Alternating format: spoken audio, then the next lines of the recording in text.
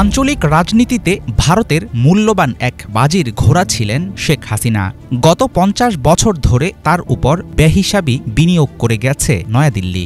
ক্ষমতা হারিয়ে প্রতিবেশী রাষ্ট্রে আশ্রয় নেয়ার পর থেকে এখনও অনিশ্চিত স্বৈরাচারী এই নেত্রীর ভবিষ্যৎ। বর্তমান পরিস্থিতি হাসিনার পক্ষে না থাকলেও মোদী সরকারের শীর্ষস্থানীয় কিছু কর্মকর্তা ও প্রভাবশালী একটি মহল মনে করেন দিল্লির উচিত ক্ষমতাচ্যুত আওয়ামী লীগ নেত্রীকে আবার বাংলাদেশের রাজনীতিতে ফিরিয়ে আনা। দরকার হলে চাপ প্রয়োগ করতে হবে অন্তর্বর্তী সরকার ও সেনাবাহিনীর উপর।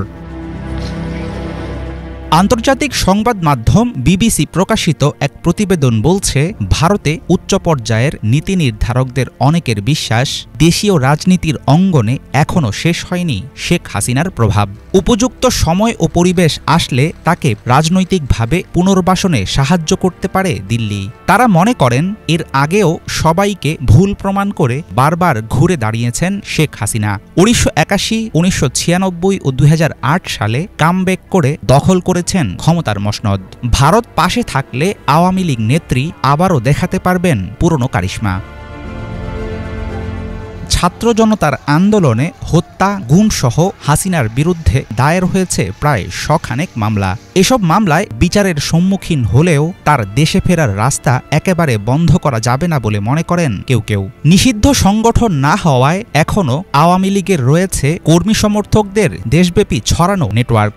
দলের সর্বোচ্চ নেত্রী হিসাবে সেই শক্তিকে পুঁজি করে আগামী দিনে দেশে ফিরতে পারেন তিনি।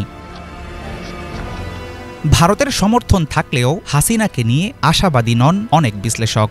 বাংলাদেশের রাজনীতিতে স্বৈরাচারী এই নেত্রীর জন্য গ্রহণযোগ্য জায়গা তৈরি করা প্রায় অসম্ভব কাজ হবে বলে মনে করেন ওপি জিন্দাল গ্লোবাল ইউনিভার্সিটিতে আন্তর্জাতিক সম্পর্কের অধ্যাপক শ্রী রাধা দত্ত। তার মতো অনেকের দাবি, অদূর ভবিষ্যতে দেশ পালানো নেত্রীকে সামনে রেখে আওয়ামী লীগ ঘুরে দাঁড়াতে পারবে না। পরবর্তী নির্বাচনে হাসিনার নেতৃত্বে দলের অংশগ্রহণকেও বাস্তবসম্মত মানতে নারাজ এই রাষ্ট্রবিজ্ঞানী।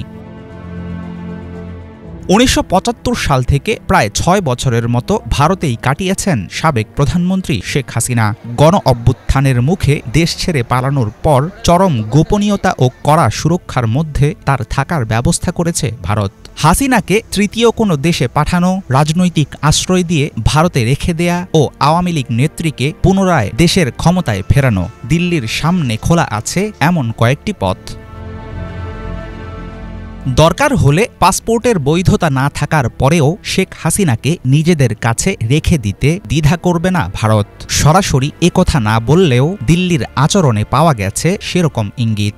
দেশ ছেড়ে পালানোর পর এখনও প্রকাশ্যে আসেননি সাবেক এই প্রধানমন্ত্রী। পাওয়া যায়নি তার কোনো আনুষ্ঠানিক বক্তব্য। তাকে নিয়ে ভারতের রহস্যময় গোপনীয়তা উস্কে দিচ্ছে নানা রকম কূটনৈতিক পদক্ষেপ ও ষড়যন্ত্রের গুঞ্জন। এমন পরিস্থিতিতে হাসিনা সংশ্লিষ্ট বিষয়ে বাংলাদেশকে রাখতে হবে সতর্ক নজর। হাফিজুল ইসলাম, বাংলা ভিশন।